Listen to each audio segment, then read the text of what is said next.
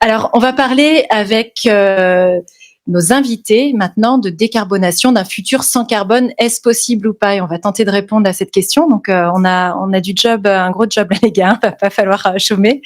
Ce que je voulais dire en introduction, donc vous savez, je pense qu'il y a une bonne partie des personnes ici qui sont convaincues, les changements climatiques représentent aujourd'hui une urgence mondiale qui dépasse les frontières nationales. Il s'agit d'un problème qui appelle des solutions coordonnées à tous les niveaux, que ce soit au niveau des nations, que ce soit au niveau des régions, des territoires, des entreprises et même des citoyens, en vue de lutter contre les changements climatiques et leurs effets néfastes. Les dirigeants mondiaux se sont réunis en 2015 à la conférence des Nations Unies sur les changements climatiques. Vous avez certainement entendu parler de la COP21 et ils ont réussi à obtenir un nouvel accord international sur le climat, l'accord de Paris, applicable à tous les pays. Donc c'est pas un accord français, c'est vraiment un accord international.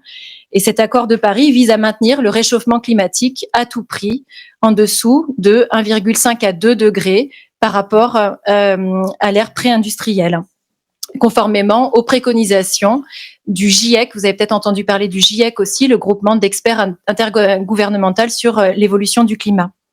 Donc l'accord de Paris, c'est vraiment le point de départ pour nous. Ça marque le début d'une transition vers une nouvelle ère, vers un monde à zéro émission nette d'ici 2050. Quand on parle de tout faire pour limiter le réchauffement climatique en dessous des 2 degrés, l'idée c'est que à 2050, on soit à zéro émission nette. Et donc on va aujourd'hui se poser la question, et tout de suite, avec nos témoins, un futur sans carbone, est-ce possible ? Et pour tenter d'y répondre et pour découvrir comment les acteurs du territoire nazérien en particulier se mobilisent sur le sujet, on a décidé de réunir lors de cette table ronde des industriels et un opérateur avec l'ADEME, représenté par Romain. Donc je vous remercie d'accueillir nos 4 témoins. Donc Romain Lavielle, responsable du pôle transition écologique de l'ADEME à la direction régionale. Thibaut Briand, sans L, juste avant le T, directeur de l'activité porte de l'entreprise SETI, qui témoignera au titre de l'entreprise SETI et au titre aussi de son statut d'ancien président du club des jeunes dirigeants de Saint-Nazaire. Il nous partagera une double expérience. Martin de Viver, toi tu es le secrétaire général de l'association Loire-Estuaire Décarbonation. Et Martin interviendra aux côtés de François qui est le trésorier de l'association ADEL et qui est également chargé de mission à l'action régionale Pays de la Loire chez EDF. Je me suis pas trompée? Bon, super. On va démarrer tout de suite. Moi, je vais me taire un peu, ça va me faire du bien, peut-être à vous aussi.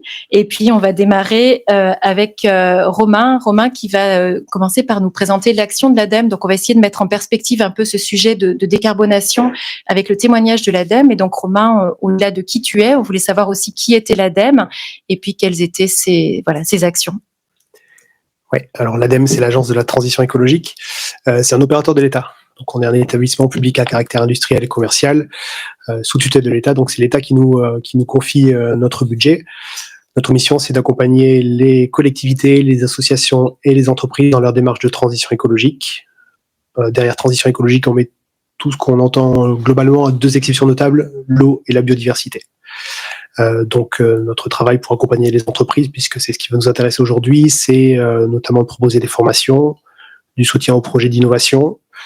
On a également des dispositifs qui permettent de structurer vos démarches de transition écologique. On va parler d'actes pas à pas tout à l'heure.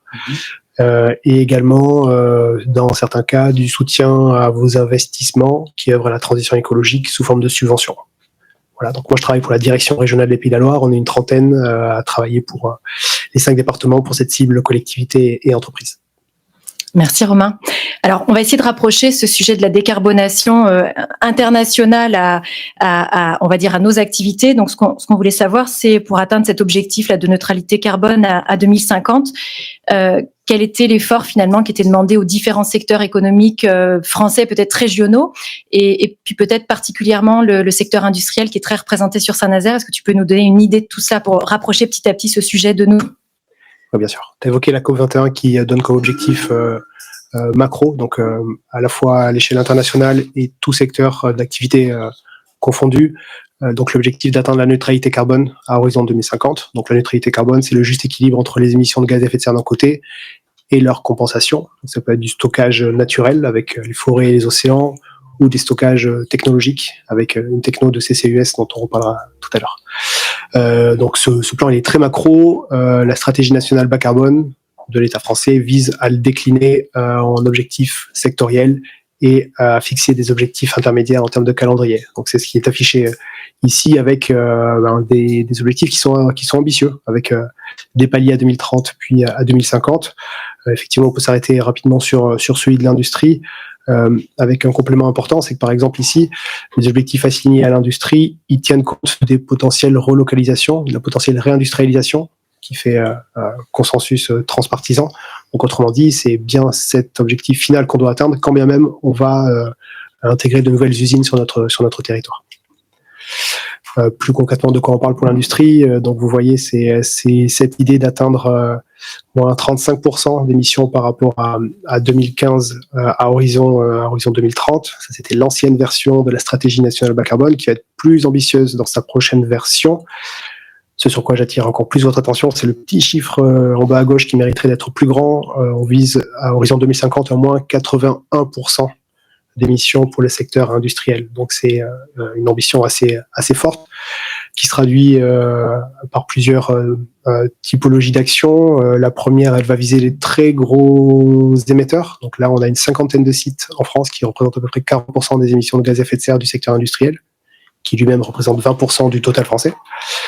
Un accompagnement des principales zones industrielles. Donc là, on va œuvrer non seulement à l'échelle des sites industriels, mais aussi en cohérence avec les dynamiques territoriales. C'est ce qu'on va voir notamment tout à l'heure avec la démarche ZIBAC qui est entreprise ici dans l'estuaire de la Loire. Et puis enfin, en accompagnement de tout le reste, donc les sites du diffus, c'est le terme barbare pour désigner les 60% d'autres, les 60 autres % d'émissions de gaz à effet de serre qui représentent 90% des emplois industriels. Voilà, ça c'était la photo à l'échelle nationale, concrètement sur le territoire. On retrouve à peu près ce que j'ai dit. Vous le voyez dans la partie nord de la carte, on a un énorme point et un gros point qui se cache un petit peu derrière. Ce sont deux sites emblématiques, les deux sites qui font partie du top 50 des industriels émetteurs de gaz à effet de serre en France, à savoir Lafarge et l'Ouest, producteurs de ciment et de chaux respectivement.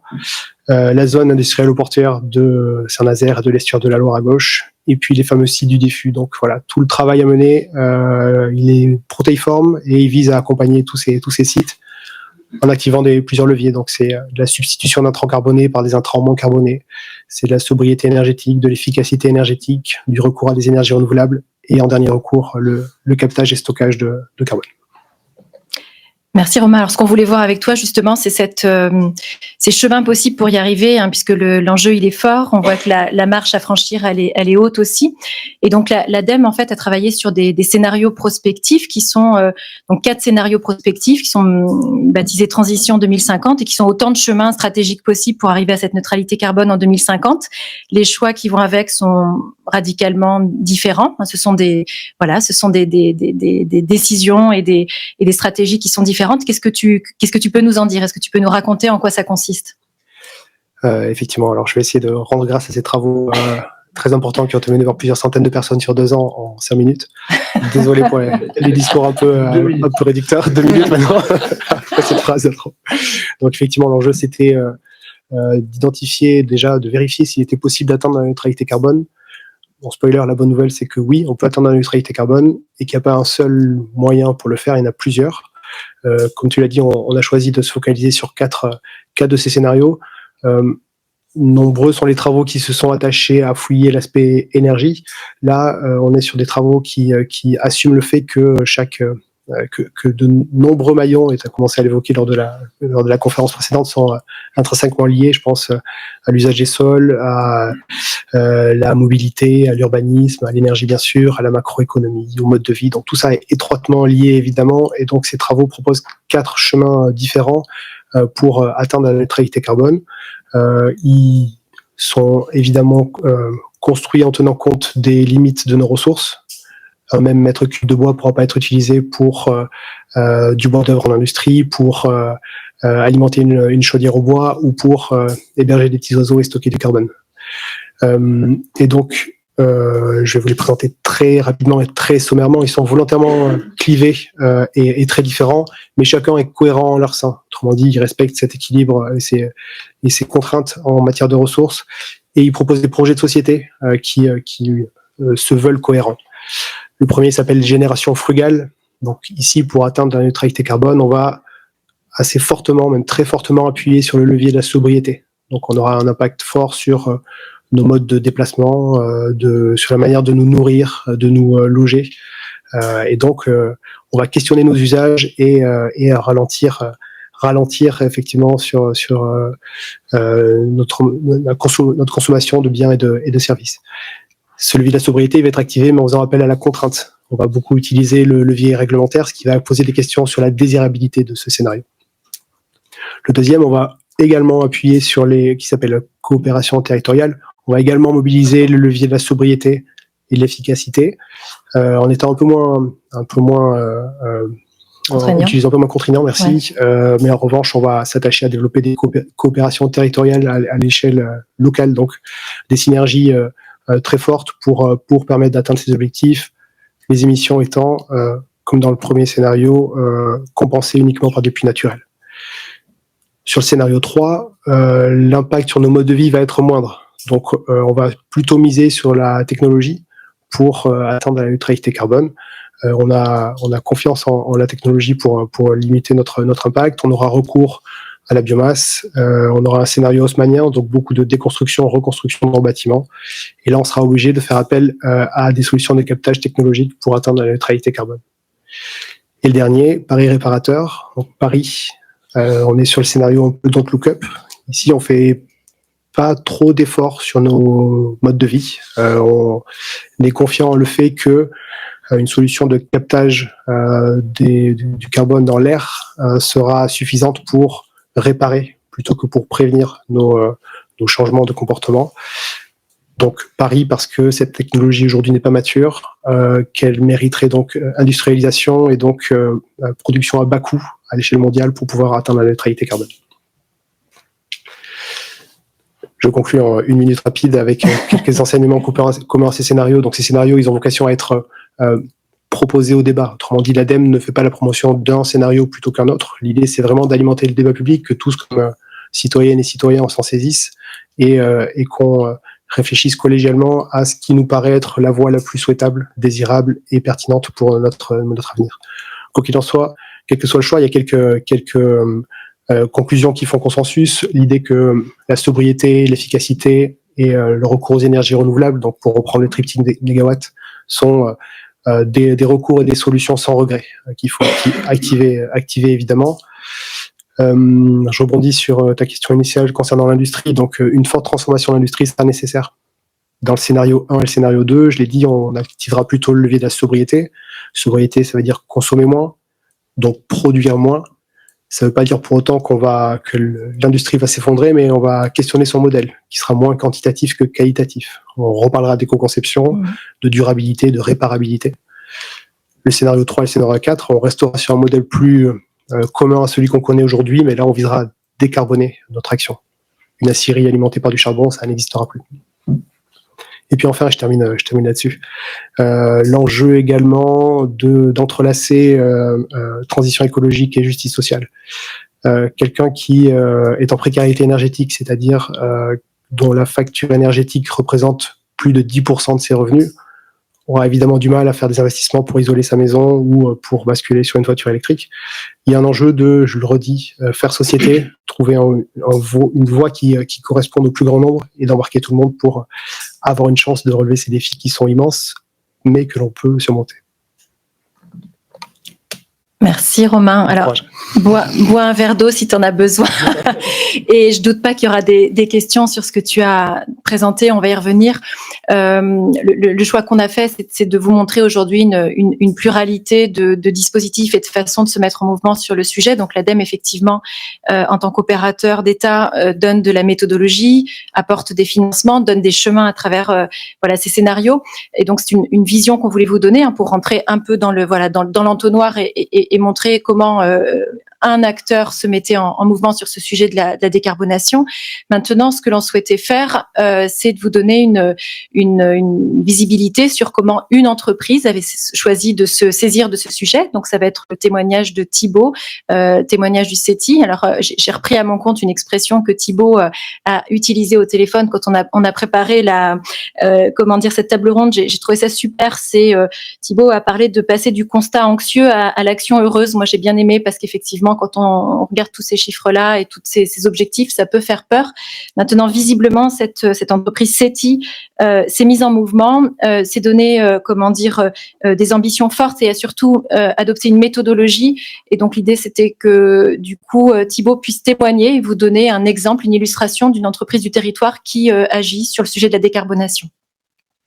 Donc Thibaut, la question, oui alors, voilà, c'est effectivement comment, voilà, est-ce que tu peux nous expliquer comment CETI s'est mise en mouvement, quelles ont été ses ambitions et quelle est finalement la méthodologie aussi que vous avez employée? Ok. Alors CETI, ça veut dire Compagnie des équipements techniques et industriels pour l'habitat. Et nous, on est industriels. On fabrique des portes, des fenêtres.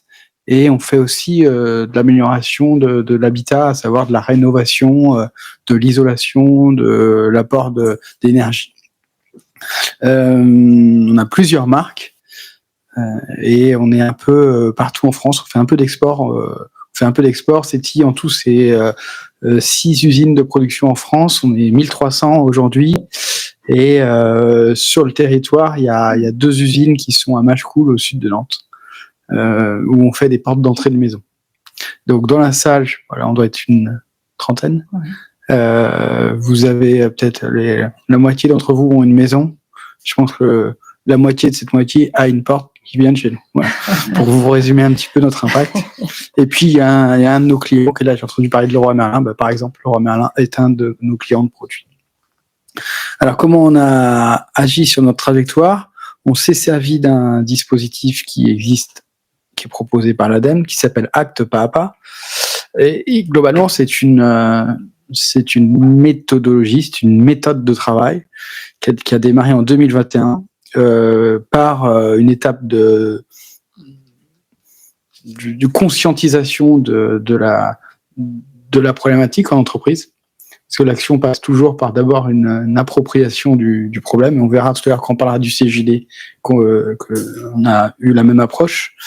Ensuite, une fois qu'on a adhéré, on va dire, on sait où on va, on a compris les enjeux, et là on se donne une ambition et on passe rapidement à l'action. Alors, rapidement, en fait, c'est 2 ans, hein, donc c'est pas si rapide que ça, mais on l'a fait un peu en collectif déjà, parce que nous, on avait lancé cette démarche Acte Pas à Pas avec d'autres entreprises responsables du territoire et notamment l'association des dirigeants responsables. Donc, démarrage février 21, et on a livré le plan d'action effectivement au printemps 2023. Ce qui est intéressant à noter, c'est que on a un peu regardé l'ensemble des processus de fonctionnement de l'entreprise. Et quand je t'écoutais, Romain, tout à l'heure, quand tu décrivais les 4 scénarios, en fait, c'est pas un scénario ou l'autre, c'est on vient un peu piocher dans ce qui fait sens dans l'ADN de notre entreprise sur chacun des éléments. Donc chacun fait son chemin et c'est ça qui nous a aidés. Globalement, nous on a travaillé sur la stratégie, on est devenu entreprise à mission il y a 2 ans, on a révisé la raison d'être de l'entreprise et on s'est doté d'indicateurs pour piloter l'entreprise. Ça c'était sur l'aspect stratégique. Et puis après on a utilisé un outil qui est assez connu maintenant, qui est le bilan carbone. On avait déjà fait un bilan carbone il y a une dizaine d'années, on l'a refait de façon beaucoup plus fouillée et on a fait des découvertes parce qu'on s'est rendu compte que on travaillait déjà avec notre bon sens, mais on tapait pas forcément là où ça avait le plus d'impact. Sur une entreprise industrielle, globalement, dans les 3/4 des cas, l'enjeu c'est la matière utilisée et le fameux cycle linéaire, c'est-à-dire que toute la matière qu'on utilise bah elle est hyper carbonée et c'est ça qu'il faut taper. Un risque, et certaines entreprises peuvent être tentées par ça, c'est la compensation. C'est-à-dire, je crée un problème, ouais, mais non, je vais planter des forêts, donc tout est clean, quoi. Alors, il faut pas se moquer parce que finalement, c'est déjà une prise de conscience et c'est une façon d'agir. Mais globalement, ça suffit pas. Pour être très concret, nous, on fait des portes, des fenêtres. Donc, quand on change une fenêtre sur une maison, on améliore sa performance. Et donc, dans le cycle de vie de la maison, on réduit l'impact carbone. Donc, on pourrait se cacher uniquement là-dessus. Oui, ça a un impact positif, mais ça suffit pas pour atteindre l'ambition de diviser par 2 d'ici 2030 et d'être à 0 en 50. Donc, il faut vraiment agir sur ce qu'on produit. Donc, on réduit nos émissions en révisant nos produits, en mesurant notre empreinte énergétique. Voilà, quelle énergie on utilise et comment on l'utilise. Par exemple, on réduit l'utilisation du gaz dans nos process au profit de l'électrique. On a des panneaux photovoltaïques sur nos usines. C'est des étapes. Tout ce qui est orientation business, dans nos choix, et c'est là où on rejoint le financier et l'extra-financier, cette transition et cette ambition nous aident à prendre des décisions. Il y a 2 ans, on a acheté une usine qui fait des fenêtres en bois. Vous m'auriez vu ici il y a 5 ans, on n'aurait pas fait ça. Parce que la demande n'était pas là, parce que c'est moins rentable que de faire des fenêtres en PVC, c'est clair. Mais il y a un moment dans notre offre, ça faisait sens. On faisait déjà des portes bois, on faisait plus de fenêtres, on faisait déjà des portes en bois. Donc on a réinvesti sur un matériau qui était finalement là il y a longtemps et qui fait sens dans notre impact global bas carbone. Et puis ces grands enjeux nous ont permis d'écrire un plan chiffré que nous on appelle BP carbone en interne. Donc pour les entrepreneurs, un business plan et un budget, c'est le truc, on y pense tout le temps, tous les matins, ça, et puis la facturation et la prise de commande, globalement, c'est le nerf de la guerre. Une entreprise peut faire une transition si d'abord elle est rentable. Moi, je ne crois pas à quelque chose où on arrête de... Effectivement, si l'entreprise ferme, c'est sûr qu'elle a plus d'impact. Mais elle a aussi son activité est reprise par une autre entreprise qui peut être moins vertueuse. Donc, en même temps qu'on a un BP financier, on a un BP carbone. Et ce que vous voyez là, c'est pour l'activité porte, un focus. À gauche, en 2019, c'est le point de départ, de l'accord. 54 000 tonnes de CO2 par an, c'est ce que CETI émet au niveau de l'activité porte. C'est difficile, 54 000 tonnes, mais il y a un chiffre qui est assez parlant. En France, on parle souvent de 10 tonnes par personne. Ça, c'est l'ambition. Et puis, pour être à, il faut qu'on soit à 2 tonnes. Il faut qu'on divise par 5. Le collaborateur qui vient chez nous, si on divise le nombre de tonnes que l'on fait, ramené au nombre de collaborateurs, ça fait 80 tonnes par personne. D'accord? Donc, en fait, il est 8 fois plus impactant, rien qu'en travaillant dans l'entreprise, qu'à titre perso. Donc, pour rejoindre le fameux triangle, le politique, nous, en tant que citoyens, et l'entreprise, on doit tous agir. Une entreprise a son rôle. Donc, on est parti de 54 000 tonnes, et en 2030, c'est au bout de la courbe à droite, on sera à 32 000 tonnes, on aura baissé de 40%. Et ça, c'est basé sur des actions qui sont séquencées, qui sont définies et qu'on mesure chaque année. Donc, on a clairement défini une trajectoire et on la suit. Ça, c'est des actions internes. Ça, ce sont des actions individuelles. Donc, ce que l'on voulait aussi vous donner à voir, c'est effectivement, donc là, une action d'une entreprise, effectivement majeure, avec ordonnée, avec une méthodologie, un plan, etc. Ce qu'on voulait vous montrer aussi dans la palette des possibilités, des solutions ou de ce qui est à l'œuvre aujourd'hui, c'est comment plusieurs entreprises, plusieurs acteurs pouvaient se mettre en mouvement collectivement. Hein. Donc, une entreprise individuelle, CETI, plusieurs acteurs ensemble.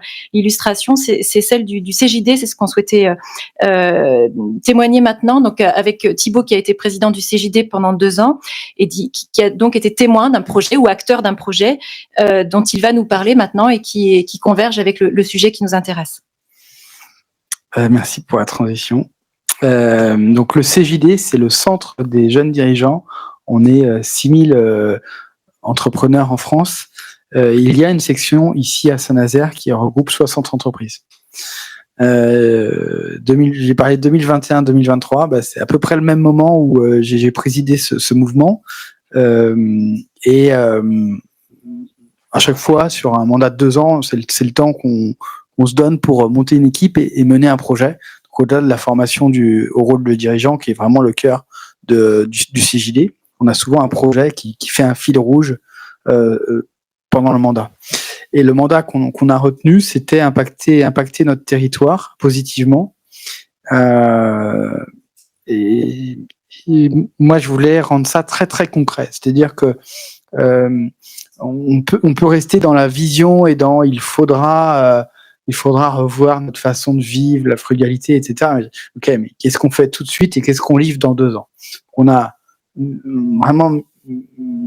vraiment venu sur le très concret et on s'est donné 2 ans pour comprendre le problème de dérèglement climatique. Hein.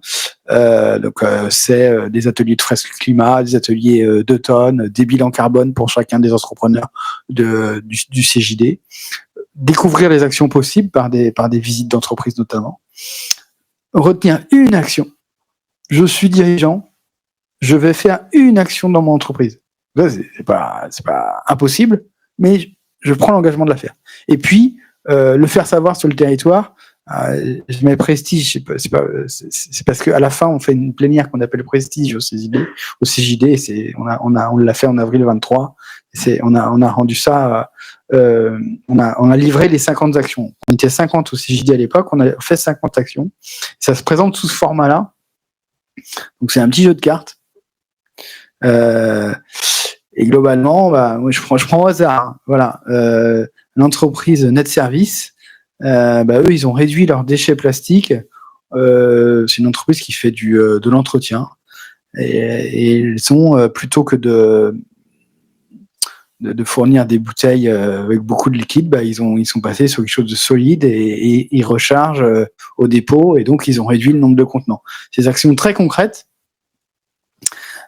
Vous avez le contact de l'entreprise. Donc, si vous voulez faire ça chez vous. Et il y a 50 idées comme ça, 50 défis. Et vous pouvez en faire un jeu pour votre entreprise, pour dire, moi aussi j'ai envie de faire, et derrière je suis ce que je fais.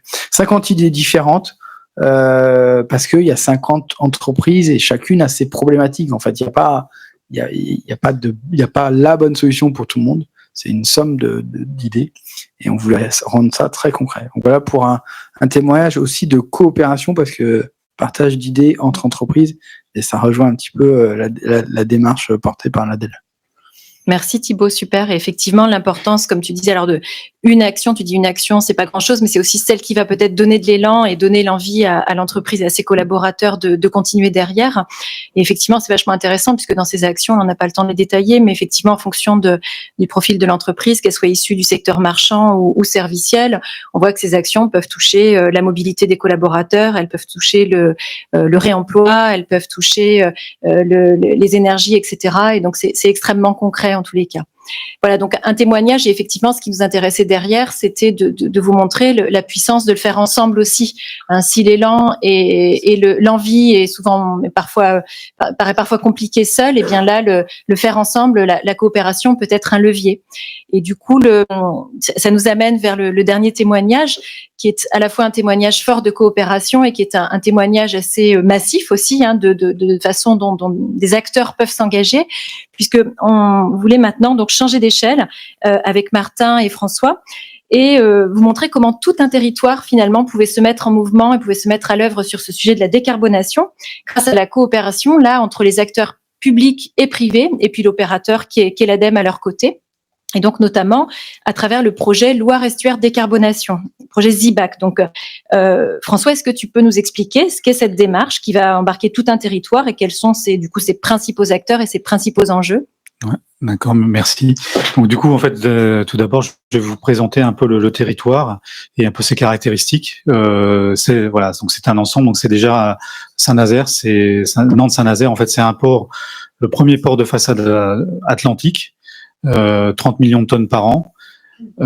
C'est un port donc dont 70% en fait des tonnages et du chiffre d'affaires est basé en fait par des énergies fossiles qui sont la raffinerie Total Energy de Donges, le terminal méthanier d'LNG et les centrales électriques d'EDF et d'Engie sur l'estuaire. C'est donc une plateforme énergétique majeure. On se rend pas compte, mais elle représente 10% de l'énergie primaire de France. 10% de l'énergie, toute la France passe par l'estuaire de la Loire. C'est aussi une base manufacturière. C'est une spécificité de la région et on en est tous très fiers. On a des entreprises comme Airbus ou comme les Chantiers de l'Atlantique qui sont là et qui bénéficient en fait pour tout le territoire de cette industrie-là. Et ça représente ça représente 6 milliards d'euros d'exportation. C'est aussi en fait un ADN de partenariat public-privé, puisque on a deux communautés de communes hyper dynamiques, Estuaire et Sillon, et puis la Carène ou Saint-Nazaire agglomération, qui sont en fait qui représentent en fait nous citoyens et le territoire où nous on vit. Alors c'est un territoire aussi particulier puisque on est situé entre le parc de Bruyères et la Loire. Donc c'est des sites naturels d'envergure et dont on a besoin, qui jouent aussi des rôles spécifiques dans la biodiversité et dans la lutte contre le réchauffement climatique et qu'on doit préserver. Et puis donc c'est un territoire exposé au réchauffement climatique puisqu'on est en bord de mer et que on a aussi tout intérêt en fait à lutter contre le réchauffement pour pouvoir en fait mieux maîtriser l'espace où on vit et qu'on souhaite préserver. Donc tout ça pour vous dire en fait que on a donc 5 millions de tonnes de CO2 par an, hein, donc ça c'est l'émission en fait du territoire à travers les émissions industrielles que nous représentons. C'est un port en fait qui est dépendant en fait des énergies fossiles et puis c'est un port aussi qui contribue fortement en fait à l'alimentation en énergie. Et donc on a décidé tous ensemble en fait et c'est l'objet du slide d'après, en fait, de décarboner massivement en fait nos activités et d'assurer en fait la mutation du grand port maritime pour que demain en fait il puisse s'abstenir en fait d'avoir en fait cette dépendance aux énergies fossiles. Donc on est parti, donc ce collectif public-privé, on est parti à peu près 2 années, pour répondre en fait à ce que Romain vous nous a présenté, qui était un appel à projet de décarbonation des zones industrielles. Et donc nous, c'était la région Pays de la Loire, c'était le port qui nous héberge, c'est les 2 communes, Estuaire et Sillon, et puis Saint-Nazaire agglomération, et l'association des industriels Loire-Estuaire. Donc je vais pas vous citer tout le monde. Enfin bon, voilà, il y a tous les grands industriels de la plaque portuaire. Donc notre volonté en fait, c'est effectivement de concourir à ce projet.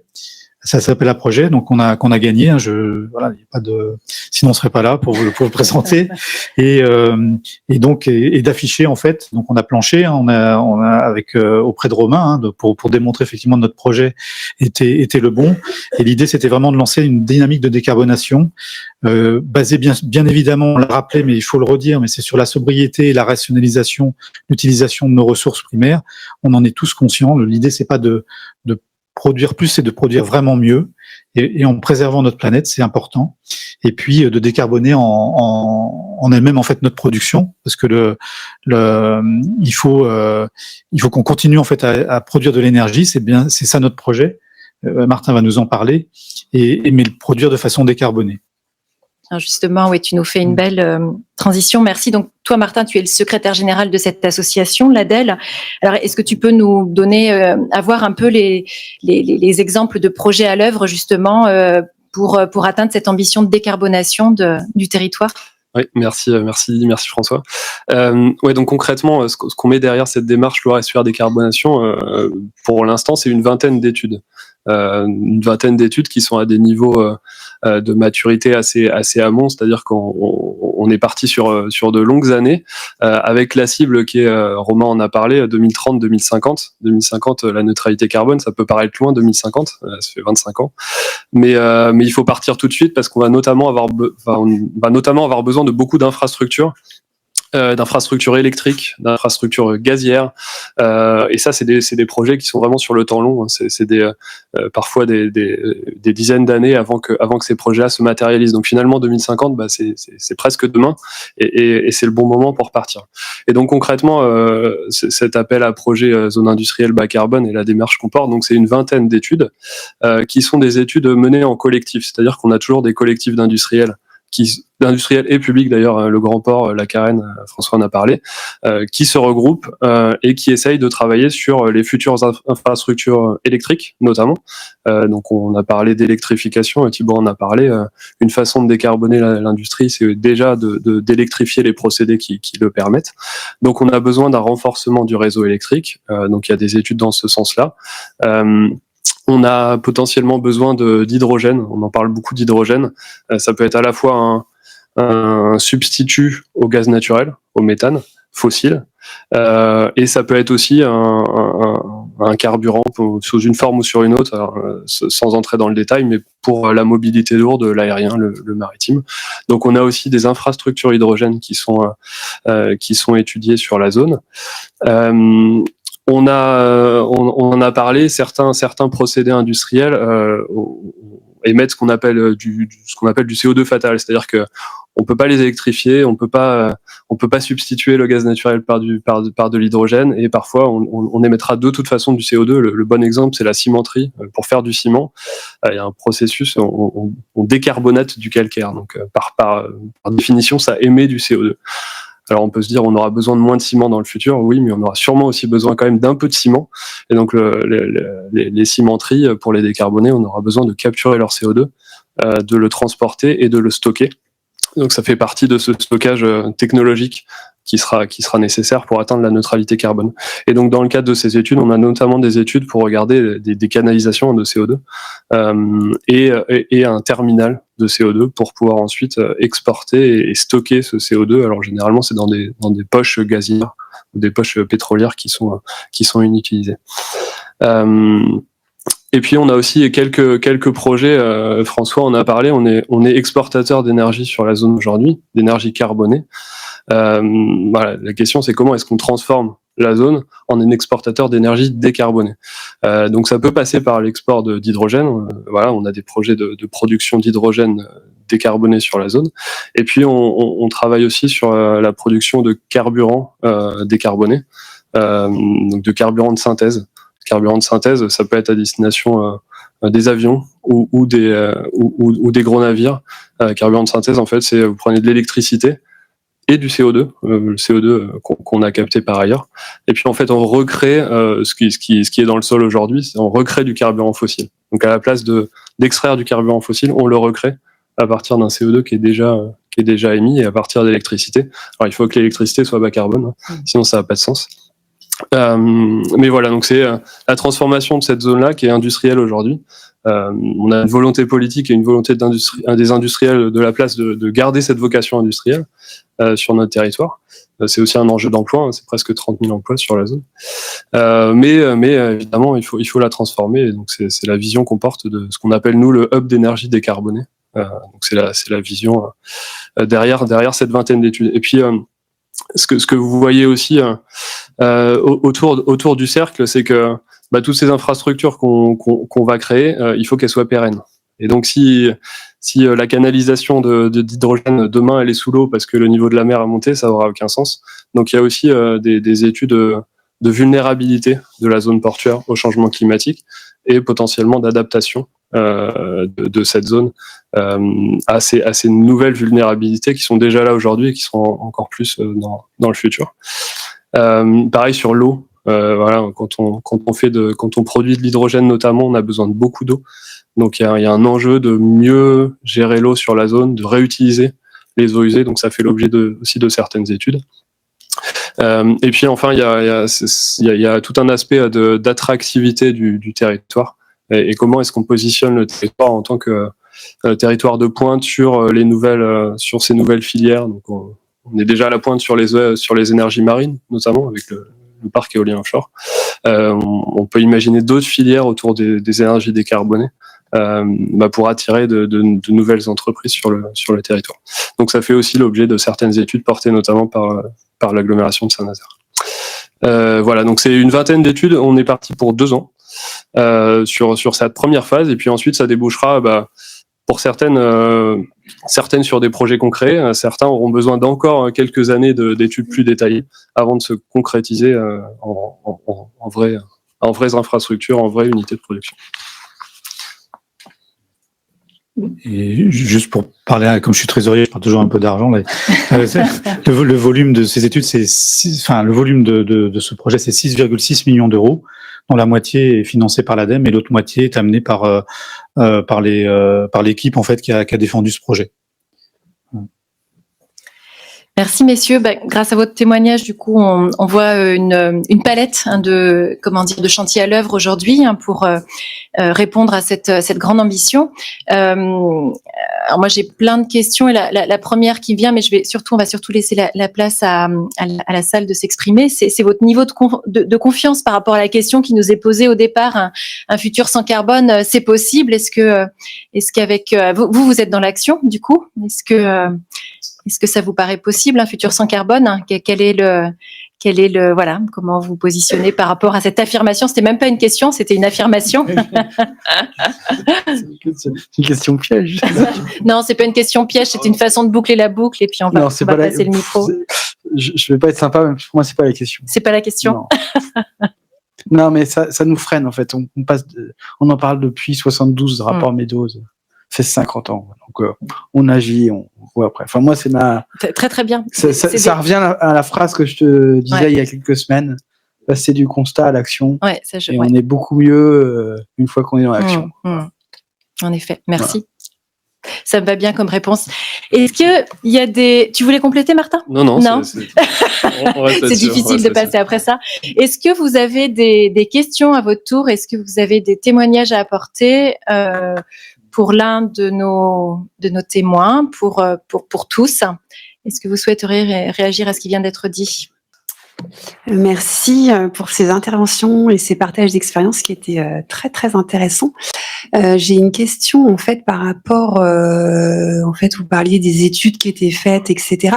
Alors peut-être qu'en effet c'est déjà pensé, mais par rapport à l'impact des hubs. Je pense par exemple à la biodiversité en fait. Alors malheureusement, on sait que souvent quand on agit sur un volet, malheureusement, c'est parfois en dépit d'un autre. Et donc, est-ce que ces critères-là, en fait, ils sont aussi un petit peu conscientisés? Est-ce qu'on arrive à trouver un équilibre entre gestion, développement durable, et puis en même temps l'impact que ça peut avoir en fait sur tout l'environnement, la nature, la biodiversité. Merci. Je vais essayer de répondre. Il y a déjà des aspects réglementaires sur la biodiversité. Donc toutes ces études qui vont certaines se transformer en vrais projets vont demander des permis, des autorisations préfectorales et donc des études d'impact, puisque c'est par définition derrière tous ces projets-là, il y aura des études d'impact. Donc à ce stade, nous on n'a pas d'études globales sur l'impact de la biodiversité. Ce que je peux peut-être commenter, c'est que ça a aussi du sens que tout ça soit fait sur un territoire qui est déjà industriel, donc qui est déjà majoritairement artificialisé sur la zone portuaire. Et donc ça a probablement plus de sens déjà parce qu'il y a certaines infrastructures qui sont là. Il y a le port qui est là notamment, les infrastructures électriques, etc. De le faire ici, plutôt que au milieu de zones un peu plus naturelles. Et voilà, je pense que c'est. Je sais pas si François tu veux rajouter quelque chose, mais voilà. Ces projets-là, et ça vient assez vite finalement les études d'impact, puisqu'il y en a certains dans les 2 prochaines années auront des débats publics, auront des demandes de permis et d'autorisation préfectorale, donc ça viendra assez rapidement. Et après il y a un sujet de compensation qui est également réglementaire. Alors, on a une zone naturelle juste à côté qui est la Brière. Je pense que je regarde. Voilà. Voilà, ok. Tu parles sous contrôle. Ouais, c'est ça. Je vais m'arrêter là alors parce qu'avant de dire des bêtises. Oui, donc je sais pas si on m'entend. Ouais. Sophie Robin, chef de projet biodiversité et appui au territoire, donc du parc régional de Brière. Donc on a, c'est vrai, des enjeux forts en matière de biodiversité. Au niveau, on est la 2e zone humide de France, il faut pas l'oublier. Donc on a des enjeux au niveau régional, mais aussi national. On est aussi un couloir de migration des espèces en fait au niveau des oiseaux. Donc aussi on héberge en fait des oiseaux qui migrent aussi des pays du sud et qui ont un intérêt aussi, qui transitent. Et donc en termes de biodiversité, on a aussi des enjeux forts. Donc sur la conscientisation des différents acteurs du territoire, je pense que c'est important. Et donc cet aspect biodiversité, on parlait aussi de la nature et du cercle vertueux, tout se recycle, tout se transforme, s'appuyer aussi des solutions fondées sur la nature pour aller de l'avant sur ces thématiques-là. Et donc voilà, nous on met en œuvre différents projets, et donc le projet Tram Noir sur la biodiversité nocturne, et donc sur l'énergie et la décarbonation, ça fait partie aussi, et sur le projet des pollinisateurs sauvages, sur ces projets-là. Donc on essaye d'impliquer les différents acteurs du territoire à aller de l'avant dans ces dynamiques-là. Et donc ça fait partie aussi de la suite du projet PAT lié à l'alimentation, aussi à la biodiversité, et en quoi aussi ça peut être une force. Voilà. Bonjour, merci pour vos interventions, c'était très intéressant. Je suis stagiaire RSE au sein de l'entreprise Tran, et je voulais savoir quelle serait justement votre stratégie ou les stratégies que vous avez pensées afin d'intégrer justement, d'intégrer ou de faire adhérer les salariés par rapport à cette stratégie de bas carbone. C'est pour moi là. Parce que justement, pour agir, il faut aussi les moyens humains. Du coup, je ne sais pas si je peux parler de stratégie, mais je peux parler de retour d'expérience. Qui est à peu près le même dans l'entreprise que pour le CJD. C'est que il faut d'abord une conviction. Il faut effectivement que le dirigeant de l'entreprise croit en ce chemin. Bon, en l'occurrence, pour la Stran, je le connais bien et je vais m'en assurer. La prochaine fois que je vais le voir. Parce qu'il vient de rejoindre le CJD il y a 1 an. Donc, voilà. Donc ça fait un lien. C'est un super exemple d'entreprise. Il y a une mutation technique nécessaire dans le transport, et en même temps, il y a un enjeu économique qui s'impose. C'est facile de dire oui, on met tous les bus électriques, ok, mais ils ont une durée de vie de 15 ans. En fait, j'en ai déjà parlé avec le dirigeant de la Stran. Et ils ont une durée de vie de 15 ans. Prendre des décisions maintenant, ça engage financièrement. C'est pas si simple. Le dirigeant est toujours en train de naviguer entre les deux. Donc déjà, premier point, une conviction profonde et sincère du dirigeant. Deuxième point, un processus de formation, on va dire, un système d'acculturation pour une prise de conscience, parce que on passe à l'action que quand on a compris le sens derrière. Donc pour nous, pour CETI, ça a été le déploiement de la fresque du climat. Donc, on a fait la fresque du climat, tout le comité de direction, tous les managers, et ensuite, dans chaque équipe, on a proposé des ateliers pour qu'on fasse la fresque du climat. Moi, j'ai fait une fresque du climat sur notre usine à Roanne. Quand on arrête l'usine pendant une journée et qu'il y a 250 opérateurs qui font la fresque du climat, déjà organisé, c'est pas simple, parce qu'il y avait 18 tables, pour ceux qui l'ont fait, il y avait 18 tables en parallèle. Je pense que c'était une des plus grosses fresques sur le territoire, en l'occurrence, c'est à côté de Lyon, dans l'année. Et puis, il y avait de l'émotion. Ouais, parce que la fresque du climat, c'est d'abord un coup de poing dans la figure. Hein. Donc il faut vraiment une action concrète de formation. Et puis après, il faut pas vendre du rêve. Il faut associer ce qu'on dit dans la théorie avec les engagements qu'on va faire et faire les actions. Sinon ça boucle pas. Si ça reste de l'incantatoire. Voilà. Donc voilà les 3 étapes qui me semblent nécessaires. Merci. On a répondu à votre question. Oui, entendre le retour des salariés, ça me paraît indispensable pour avoir vécu dans une industrie et avoir animé la fresque du climat. C'est vrai que la fresque du climat a ce pouvoir, quand on la détourne un peu, de prendre le temps de faire remonter plein d'idées du terrain, des équipes, etc. Maintenant, effectivement, il faut qu'il y ait une suite et un engagement, sinon c'est vraiment un coup d'épée dans l'eau et ça peut être contre-productif. Donc ça, c'est vraiment important. Ouais. On prend une dernière question. Oui, peut-être simple retour sur la réponse de Thibaut. Donc, super projet. Quelles mécaniques incitatives sont mises en place financièrement parlant, s'il y en a, par la région, autre? Parce que là, j'entends beaucoup de volonté managériale, humaine, par conviction ou par nécessité de contrainte énergétique, peu importe. En tout cas, c'est soit de la volonté propre, managériale, soit peut-être, ou pas, je sais pas, c'est ça ma question, une mécanique incitative financière, comptable, peu importe, mise en place par la région, par le département, par je ne sais qui. Est-ce qu'il y a des choses mises en place de la sorte, au-delà, pour aller dépasser Peut-être tu pourras compléter, Romain, parce que tu connais mieux les dispositifs que moi. Ce qui est certain, c'est que nous, une entreprise qui est assez importante, et il y a plusieurs dispositifs qui étaient pas ouverts pour nous.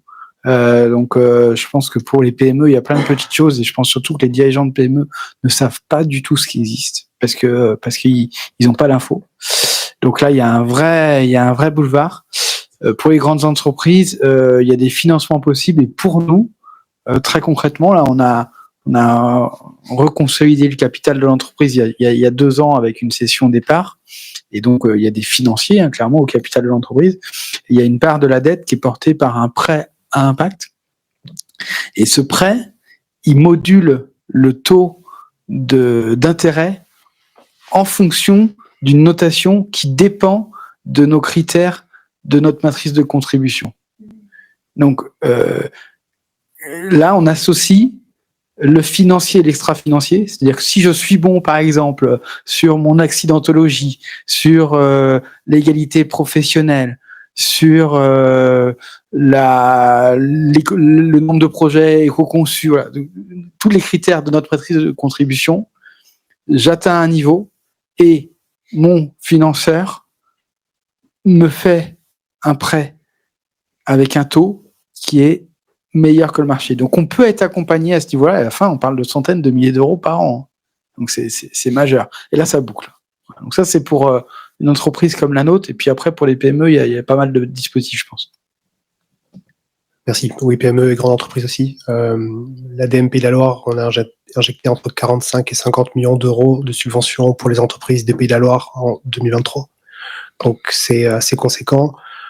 3 exemples, et c'est pas du tout une liste exhaustive. Il y a un dispositif de soutien qui prend 40% du montant d'un premier bilan carbone en charge. Donc, si ça, c'est la première marche à gravir à mon sens pour vous, responsables RSE ou dirigeantes ou dirigeants, voilà. Si vous l'avez jamais fait, 40% prise en charge par l'ADEME. Le dispositif évoqué tout à l'heure par Thibaut, acte pas à pas. Donc là, on va beaucoup plus loin. On va construire sa stratégie moyen et long terme, construire un plan d'action, une vision avant ça. C'est également largement soutenu à hauteur de 60% pris en charge par l'ADEME de mémoire. Et puis Je parlais des dispositifs sous forme de subventions. Là aussi, je prends un seul exemple.